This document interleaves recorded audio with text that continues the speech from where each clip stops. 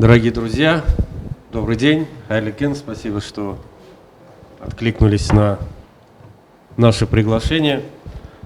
Мы решили с редакцией журнала «Туганжир», просветительским порталом «Татары мира» и просто хорошими и умными людьми начать цикл семинаров, обсуждений по вопросам концептуального осмысления истории татар и наметить контуры будущего развития. То есть это некое продолжение к нашим обсуждениям по вопросам стратегии развития татар, который как документ, как целостный продукт еще не явлен миру, к сожалению, но на этом жизнь не останавливается. Поэтому мы решили, что, находясь на пороге, по сути, новой эпохи, не только связанной с эпидемией, да, но и с другими моментами, мы решили, что будет очень важно начать с базовых концептуальных вещей, понять, что такое миллет, дореволюционный, советский, и вот как уважаемый Альфред предлагает постмиллет, постнация. То есть это вопросы не праздные на самом деле, может, они очень сложные для такого понимания, что называется, лежа на диване, но, как говорил Ленин, без решения общих вопросов мы будем спотыкаться на частности. В самом деле, вот как уже коллеги сказали, сложно переоценить необходимость вот такого концептуального разговора в видении исторического развития татар и будущего. И поэтому, собственно говоря, вот замысел нашей серии семинаров, он не столько может быть зациклен на исторической составляющей, то есть это не только такой научный методологический семинар, посвященный аспектам истории татарского народа, но важный фокус и цель наших семинаров будет в том, чтобы как-то заглянуть в будущее, в том смысле, чтобы определить какие-то варианты, сценарии и концептуальное видение того, как татарский народ мог бы развиваться в дальнейшем. Что будет как будет выглядеть следующее столетие Татарстана или татарского народа. Очевидно, что более-менее надежно об этом мы можем говорить уже с того времени, как татары стали частью российского государства. Поскольку у нас есть проблемы с источниками эпохи Золотой Орды и постсаладинских государств, то есть, собственно, вот таких вот идентичностях региональных или государственных говорить сложно. Вот Дамир Мамлеевич может меня поправить. В целом это такая проблемная область. Если говорить о периоде 17, 18, 19 веков, то мы наблюдаем у мусульман российского государства региональные идентичности, которые отражались в письменных источниках и находили подтверждение или подпитку, легитимацию в агеографиях.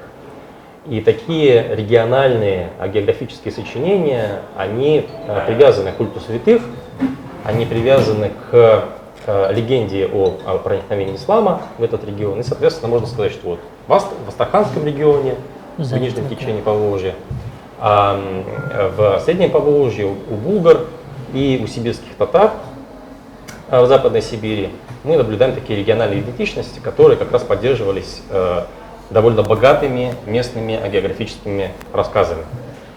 К второй половине XIX века и особенно в начале XX века мы видим появление вот такой общенациональной идентичности, то, что татары называли миллет. И происходит как раз вот эта вся риторика модернистская, риторика татарского модерна, которая говорит о том, что вот мы единый народ, что татары — это нация, соответственно, появляются исторические сочинения, которые отрицают агеографию, отрицают региональные идентичности и говорят о том, что нужно подчеркивать именно такую общенациональную историю. Появляются тогда же биографические словари, вроде биографических словарей Зы Фахретдинова, который как раз вот имел в виду вот это пространство. И здесь мы наблюдаем такую связку между пространством и идентичностью. Да? Вот если говорить о каких-то ключевых категориях, то эту связку мы для татарского народа, похоже, впервые видим как раз вот во второй половине 19 века, когда вот это пространство, оно совпадает с общей идентичностью. А далее что мы наблюдаем? Вот если говорить, конечно, о 20 веке, здесь мы наблюдаем очень интересные процессы, что с одной стороны, этот проект Миллята, он продолжает существование какое-то время. Параллельно ему, видимо, продолжали существовать, либо пытались как-то себя оправдать и найти новый язык самоописания региональной идентичности, вроде булгарской идентичности, например, которые вступали в полемику с теми, кто поддерживал идею Миллята.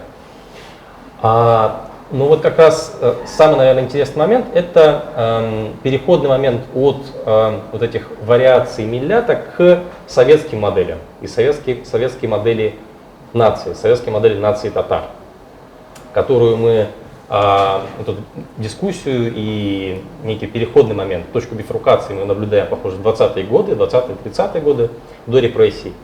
Но расцвет, конечно, концепта советской нации татар или советской татарской нации – это послевоенный период.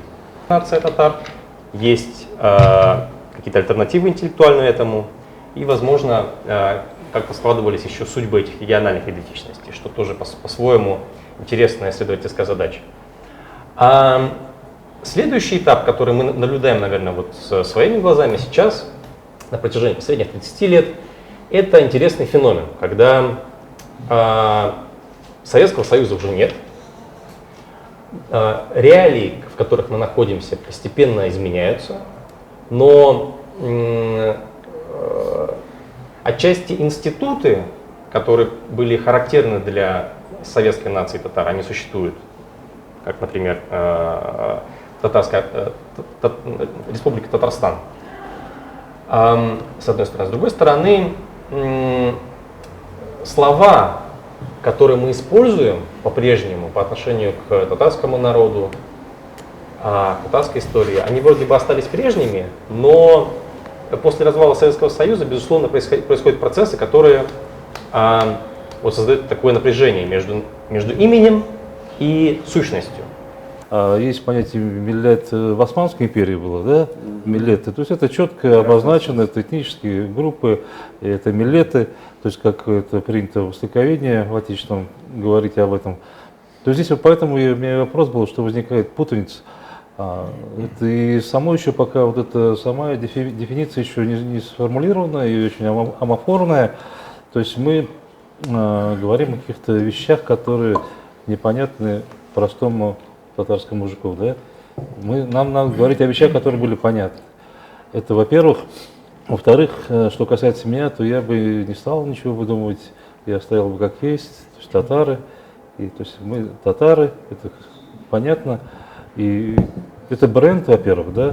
Бренд, который несет, конечно, для многих в мире отрицательный смысл какой-то, да? Но постепенно он меняется в сторону положительного. И благодаря и Татарстану, и то, что делается в Татарстане в последнее время, и туризм, и так далее. То есть эти стереотипы и этот бренд меняется в положительную сторону. Поэтому я думаю, что нельзя отказываться от этого бренда, в который западные компании в раскрутку вкладывают миллионы долларов. У нас уже раскрученный есть бренд, да? Пусть у него отрицательный смысл, это он может измениться со временем. И поэтому я считаю, что не надо особо ничего, какие-то синонимы придумывать другие, оставить, что есть, и просто вот в рамках этого бренда татары, да, уже развивать его, расширять или наполнять смыслом. Ситуация, мне кажется, не такая простая. Вот как раз последний пример с Османской империей. Там же главная проблема в том, что там миллеты были, но не было турецкого миллета. Турецкий миллет был растворен как государствообразующий народ, он как бы жил вне этих параметров. Ну, как в Советском Союзе. Да. Сейчас появились работы, которые свидетельствуют о том, что, скажем, русская нация, как таковая, сформировалась только в советский период, чуть не в 30-х годах. когда государственная машина поработала. Поэтому вот в многонациональной ситуации там вот этот категориальный аппарат не ко всем подходит.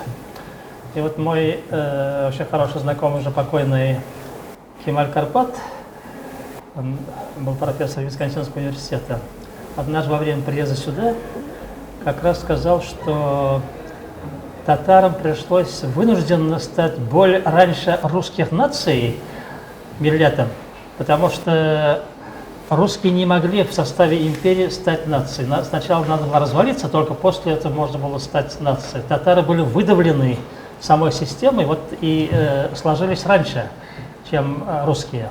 В этом какой-то смысл имеется в этих делах. И потом, вот смотрите, есть и другой аспект вопроса. Конечно, за понятием миллет есть религиозное содержание.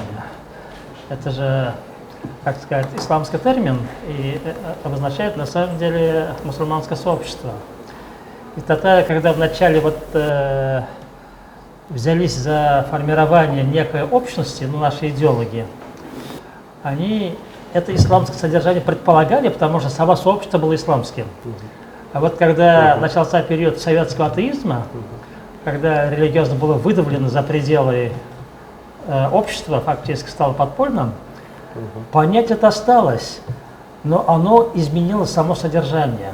Вот я, как ученый из позднесоветского периода, могу сказать, что мы очень широко использовали понятие «миллет», но при этом там религиозного ничего не было. Это было действительно этническое понятие такое. И вот эти разные смыслы, которые вкладываются в разные периоды, они, конечно, требуют каждый раз конкретного объяснения, что ты предполагаешь. Если мы идем и дальше, скажем, вот здесь Азат тоже сказал, что нам надо, главное, не потерять то, что мы наработали уже, то это понятие миллет мы даже дальше можем использовать, в принципе, но понимая, что предполагается под этим понятием. Сейчас уже отчасти исламские ценности вернулись, как бы мы туда уже исламский дух немножко влили в это понятие, но все равно остается ряд вопросов, которые необходимо предварительно решить. Вот один из вопросов это как раз границы нашего миллета.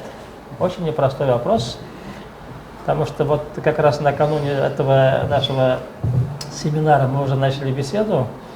Вот, скажем, для Резы Фахриддинова в 20-х годах миллет включал типтерей, мишарей, татар, конечно, казанских, и башкир тоже включал.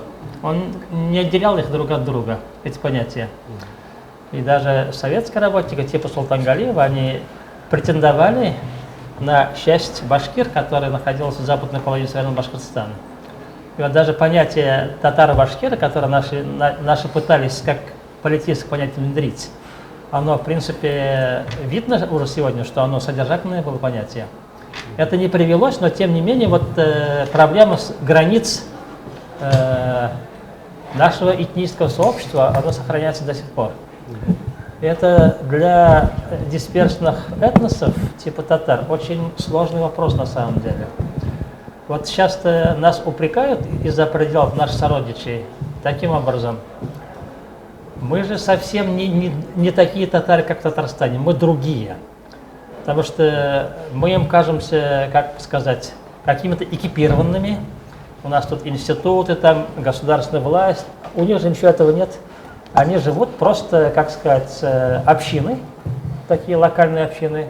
У них верхнего звена нет. И при такой ситуации, конечно, возникает вот сложный вопрос взаимоотношений всех этих групп, всех этих понятий, на основе чего-то выстраивать. Татарстан, татарский мир, вернее, он включен в систему кочующего государства.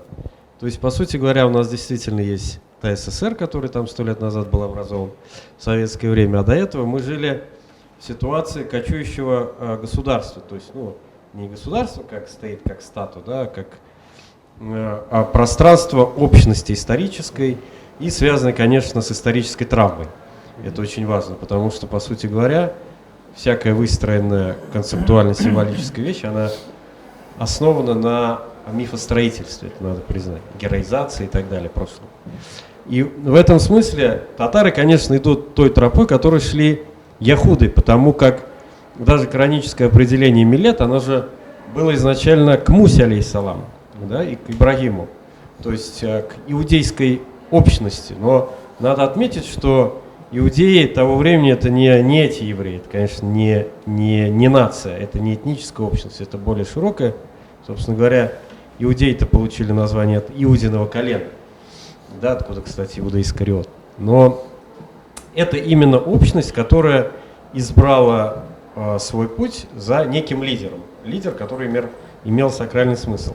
Так как мы уже живем в постмодерновом обществе, и у нас с этим проблемы, с сакральным лидером, хотя и пытаются тут одного сакрализировать, то мы избрали в этом смысле Татарстан как некий сакральный статус, как сакральный символ. Но в условиях того, что вот Дамир Мулявич сказал... Условно родина всех татар. Условно родина, да. Но есть же понятие, что у нас Алтай, масалям, Архан, там, да, Арханское Нагорье, родина. Поэтому я сторонник кочующего стату. Вот, потому что евреи этот вопрос решили. Да, у них есть земля обетованная, потом у них есть Эр-Раф, это растворение в чем-то внешнем. Но с другой стороны, диаспора еврейская, она существует. Более того, у них есть даже локальные там протогосударственное образование, типа еврейский автономный округ. Где евреев нет вообще. Автономный округ, или как он, область называется, да? Область. Вот, да, то есть, с другой стороны, у них там есть притязание на Крым и 5-10. То есть, это именно попытка уйти от земли обетованной в более широкую плоскость. Вот татар, на мой взгляд, тяжело засунуть только в Татарстан, но это очень тяжело. И физически, и как бы историко-ментально.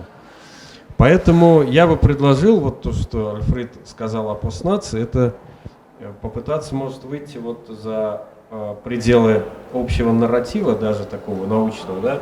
Все-таки у нас же не чисто научный семинар, а просто такой свободный, интеллектуальный. И попытаться вот спроецировать на какие-то идеи, которые сейчас, может, кажутся действительно не очень внятными. Термин нации будет понимать как философ, другой как этнолог, третий как юрист, четвертый как историк. Это совершенно разные содержания в этих терминах. До сих пор мы не разобрались. Каждый по мере своей испорченности. Чиновник как понимает этнос? Он, наверное, как управленческое представление или юридическое. Хотелось бы знать. Даже само слово «нация», сейчас на русском языке любят это использовать, в Российском федеральном центре, потому что нации нравится как американская нация. Это народ плюс государство. Народ одного государства любит. А мои сородичи, вот, один депутат Госдумы говорит, что милли проект – это национальный проект. Он хочет сказать этнический, татарский проект, хотя на самом рассказывает о сельском хозяйстве. Национальный музей. Это не, какой он? Это государственный музей. Да. Потом национальный проект. Это общегосударственный проект. Национальный архив. Вот все это мы термин national кальку на русский перевели, и очень на русском языке он соблазняет, и они у нас отнимают вот это слово «нация». Мы этническое содержание выхолачивают, и уже сейчас полностью запутались, и поэтому сейчас мы не можем ни выработать стратегии, ни единицы, мы даже не можем диагностировать. Поэтому уже сейчас надо приступать к уточнению, в рамках какой науки мы должны определить такие вот национальная пресса. То ли это пресса на татарском языке, то ли это пресса о татарах. Посмотрите. И потом есть, вот сейчас этот медиа объявляет, что читать, вернее подписываться издание как востребованное. Вот если татарская книга или будет востребована, она будет жить. Нет, не покупает, вам и не надо. Это говорит. И теперь еще, кажется, книжное издательство, тоже, так же как вместе с историей напарывается на это. Совсем запутались. И главное, запутались чиновники, начиная с самого высшего уровня, родной язык. Потом ассимиляция, вырождение, инхираз. Как понимать? Мы и так понимаем вырождение. По-русски или по-чиновничьи, по-другому понимается. Поэтому если мы вот так как в таком же темпе мы будем подкрадываться к ситуации, к проблеме, мы еще долго, еще даже не определим, какие именно категории, понятия и представления мы должны сейчас уяснить и договориться, в конце концов. Договориться и с государством, и между собой. По-татарски как будет российская нация? Да? Ну, тоже миллиард придется переводить, что ли? Россия да? халука, обычно говорят. Но как бы вот... И народ есть, да? Ну, еще народ, да, но тем не менее, есть нация, да, там Гражданство, если не забывать. Владимир Владимирович в свое время сказал, что, как бы, да, что он русский националист, как бы, но мы все понимаем, что он имеет в виду, что это не то, что мы как бы в обыденном языке принято понимать, да, это значит, что человек, который отставит интересы, национальный интерес своей страны, да, и как бы, когда мы будем все это, никогда, ну, то есть, мне кажется, нельзя забывать, когда мы рассуждаем на все эти темы, как это все будет звучать по-татарски, да, и в этом смысле, что татарская нация, что российская нация, получается, что это одно и то же, да? Де-факто перевод может быть как бы... Потому что в первом, что во втором случае речь идет о политическом объединении, да, которое там сдобрено культурными, там, социальными факторами и прочим. Да? И поэтому вообще как бы сама по себе постановка вопроса это вовсе не банальная какая-то постановка вопроса. Она очень актуальна с точки зрения даже использования терминологии, да, и развития в принципе языка. Да? То есть, и это касается, вот вы правильно сказать, что вот там, не знаю, председатель колхоза должен понять вообще, как он вообще, какими терминами он должен разговаривать, да, и президент, и там, я не знаю, и предприниматель, чиновники там и так далее. Второй момент по поводу, как бы, ну, то, что... От колхоза до депутата и президента путь не короткий. Вообще, как... Длинный. Да, очень даже не длинный. Вот, то есть, поэтому, в принципе, как бы, ну, роль интеллектуалов, да, как, ну, я не буду ликбез устраивать, что интеллектуалы имеют принципиальное значение в становлении любой нации, да, то есть это факт. Но были ли примеры того, и все они говорили на каком-то непонятном языке сначала, да, а потом все это выливалось в конкретные какие-то действия. И вот мне в этом смысле и вопрос такой, может быть, я историк, социолог, да, и, в общем, я не могу вспомнить примеры того, чтобы вот там кто-то принимал какую-то стратегию развития голландского народа, например, нидерландского народа или шведского народа, и потом по этой стратегии что-то принимал, ну, какие-то, то есть, по большому счету, да, если мы как бы с исторической точки зрения посмотрим, это в некотором смысле, ну, в кавычках, естественный процесс. Есть моральные авторитеты, которые, туда есть Мартин Лютер Кинг, да, там есть Мартин Лютер, да, а есть, предположим, ну, как бы, им можно в каждой стране, да, найти какие-то свои моральные авторитеты. В принципе, вот Альфред спрашивал про что происходило с татарской нацией там в 90-е годы. Я, конечно, был очень молодой, да, то есть был школьником, но поскольку я был таким, ну, как сказать, политизированным школьником, я за всем этим наблюдал, у меня складывалось впечатление, что, в принципе, у татар были такие свои моральные авторитеты. В принципе, ну, не только я, там, ну, я сужу по своей семье, родственникам, друзьям, например, Митимир Шарипович, он был одним из таких моральных авторитетов, да, то есть это можно сейчас уже с политической точки зрения там оспаривать это, но де-факто он был одним из таких моральных авторитетов, на которых, в принципе, ориентировались. Или Талгат Таджиддин, например, да, тоже был одним из таких моральных авторитетов. И вопрос, то есть, понятно, что не для всех, да, но как бы наиболее объединительные фигуры были, да, там можно еще перечислить, да, для кого-то там Фузия Байрамова была, для кого-то, предположим, ну это все зависит от спектра там политических предпочтений там и прочего.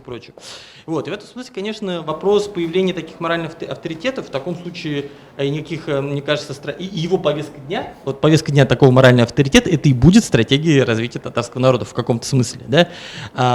Я, в принципе, даже за этим столом вижу людей, у которых есть какие-то такие вот, ну, скажем, такие повестки, да, которые, в общем, не противоречат, по большому счету, друг другу. Тем более, вот я сейчас вспомнил, у Рафаэля Сибгатовича была идея, по-моему, Большого Татарстана, да, то есть это же тоже как бы какой-то такой постмиллет. И у меня, я в принципе разделяю, мы с Альфредом, я не буду сказать, единомышленники во многом, да, но мне как бы терминологически к понятию постнации есть некоторая такая претензия, потому что который я раньше не говорил, вот, то есть как к любой постидеологии, потому что постмодернизм или постколониализм это классные идеологии, например, но они классные с точки зрения критики. Вот постколониализм, он хорошо критикует, и это хороший инструмент критики колониализма, да, постмодернизм это хороший инструмент критики модерности, да, он указывает на какие были недостатки, но как с точки зрения именно вот развития, да, то есть адженды, да, то есть повестки дня, то, что она предлагает? Я лет 5, наверное, уже наблюдаю, как развиваются татарские комьюнити в соцсетях. Кстати, одно из определений форм бытования, вот, одно из форм бытования татарского мужика на сегодня, это еще и татарское комьюнити. То есть простой вопрос, который я для себя всегда ставил, вот, скажем, есть сообщество татар Оренбурга, скажем, ВКонтакте. Люди же каждый день заходят в соцсеть, ставят лайки, что-то комментируют, что-то обсуждают, между собой у них происходит коммуникация. Что их заставляет тратить свое драгоценное время, чтобы вот, пребывать вот в этом, можно сказать, информационном татарском потоке? И вот спикер, который сказал, вот, то, что популярны египетские сериалы, это на самом деле вопрос контента. И вот эти вот татарские комьюнити, они именно существуют благодаря циркуляции различного татарского контента. И на сегодня мы живем в информационном обществе, и одна из форм бытования татарской нации – это как раз-таки форма такого локального татарского комьюнити в любой соцсети. В том числе и в форме там каких-нибудь комментаторов, сообщества у какого-нибудь лидера общественного мнения, блогера, да, который мы сейчас можем обозначить. И если мы сейчас ставим вопрос о том, что татары должны дальше существовать и никакой инкайрас не должен наступить, нужно уметь работать с такими татарскими комьюнити, нужно заявлять об их существовании, нужно заявлять об важности работы с ними. Вот в стратегии татарского народа несколько раз предпринималась попытка описать, что это такое, да, и на мой взгляд, как журналист, как человек из соцсетей, не удалось все-таки описать важность, зачем это нужно, и работать с контентом. Я знаю, что татарские комьюнити в соцсетях сегодня есть, они в больших количествах, у них очень широкая географическая представленность, они сильные. В принципе, все вот эти вот новостные потоки, типа там Зулейха открывает глаза, да, вот это вот сериал про Орду, вот это вот высказывание Мединского, все оно как раз-таки именно проходит, циркулирует через эти татарские сообщества. И благодаря им на выходе мы, в принципе, получаем чисто татарскую позицию, нам это не нравится. То есть, как бы нужно возвращаться всегда вот к форме бытования современного человека. И давайте скажем честно, современный человек в том числе живет и в соцсетях. И татары тоже есть в соцсетях. И там им нужны и аргументы, которые бы поддерживали, что да, я татарин, я там, не просто там нагаец, как меня хотят переписать, или башкир, да. Из моего личного опыта, как историка, как блогера, я частенько обращаюсь к историкам, говорю, а вот расскажите мне вот, давайте вот мы вот представим, что вот есть такой как бы миф, да, его нужно разоблачить. Наверняка историк уже это 10, 15, 20, 100 раз написал у себя в книгах, ему все уже понятно. А вот обычный, например, оренбургский татарин, он это может сегодня, завтра прочесть впервые. Но в то же время он нуждается в аргументах, да, он татарин. Поэтому современная форма бытования, соцсети и работа с контентом – это важная составляющая. Вот татар мы можем назвать этнонацией типичной, потому что мы считаем себя нацией по нашему этническому происхождению, по общности нашей истории, исторического наследия, культуры, языка и так далее. Вот когда, и поэтому, когда говорят, нет ли противоречий между российской нацией и татарской нацией, есть. В том смысле, то, что, хотя нам говорят, что российская нация это просто принадлежность к России, там, то, что мы граждане России и так далее, нет, но учитывая то, какая ведется национальная политика в России, мы видим, что под термином российская нация есть самая натуральная попытка по строительству именно этнонации, то есть на основе русского языка, русской культуры и так далее. То есть и поэтому для татар применять термин нация, этнонация мы можем вполне. Теперь второе. Ну, татар, миллят и все. Мы же нет, но этнонация, но я просто поясняю, этнонация это скорее термин научный. То есть, когда, например, человек на улице не будет говорить, я представитель татарской этнонации. Вот мы, ученые, в своих работах, там, книгах, монографиях можем этот термин употреблять. Как Азат Ахунов сказал, людям нужны, необходимы такие простые, понятные термины. Слово этнонация, политическая нация, люди это не поймут. А вот слово нация людям всем понятно, они ее ассоциируют конкретными вещами. Теперь, то, что вот, обобщая то, что много сказано, потому что до меня только в последнюю очередь слово дошло, вот если анализировать вот этот столетний период нашего развития, даже более чем столетний, с конца 19 века, вот 3 проекта, да, тюрко-татарский миллет, советскую татарскую нацию. И нынешнее состояние мы видим, что вот переход к следующему состоянию был продиктован скорее не желанием просто самих татар, а объективной политической ситуацией. То есть, когда мы говорим о милляте, это была попытка строительства нации на основе тюрко-мусульманского общества. Поэтому там были не только татары, там были попытки и включения башкир, казахов, азербайджанцев и так далее. Уже в начале 20 века, еще до революции, было ясно, что, скорее всего, это не получится. Поэтому, там, допустим, среди представителей нашей элиты появляются так называемые татаристы, да, там Ибрагим и все остальные, которые пытаются строить именно некую татарскую нацию. Еще до революции они пытались, они разработали словари татарского языка, конкретно пытались создать конкретную отдельную татарскую политическую нацию и так далее. В советское время проект советской татарской нации, он был продиктован тем, что нас загнали вот эти рамки маленького Татарстана. В политическом смысле это выразилось то, что в 1944 году вышло знаменитое постановление, да, по результатам которого татарам фактически запретили выходить со своей, скажем так, в политическом, историческом смысле с татарскостью за пределы Татарстана. То есть нам дали булгарский проект, сказали, вот в рамках Татарстана варитесь, поэтому даже вот написание нашей национальной истории, оно ограничивалось именно рамками современных границ Татарстана. В постсоветский период ситуация изменилась в том смысле, то, что в конце 80-х годов в 88 году появилось постановление ЦК КПСС с разрешением создания национальных организаций. Татарская национальная организация, в первую очередь Татарский общественный центр, возник за пределами Татарстана во многих регионах. И татары на основе этого начали осознавать не просто такую какую-то языковую общность с теми татарами, которые живут в Татарстане, но и некую политическую. Ярче чего это проявилось именно в Башкортостане, потому что в Башкортостане именно эти татарские общественные организации, они не занимались только языком, там, культурой, да, фестивалями, песнями, плясками, они начали выдвигать именно политические вещи. И поэтому на сегодняшний день, когда мы говорим о том, что мы готовим как бы результат вместо советской татарстанской нации, мне кажется, мы должны, вот, основываясь на этом, говорить о проекте не постнации, а татарского мира. Вот эта дискуссия возникла в период обсуждения стратегии татар. Почему татарский мир? Потому что вот татарский мир, он уже как бы есть у него некое такое сравнение, аллюзия с термином русский мир. То есть это тоже людям это более понятно.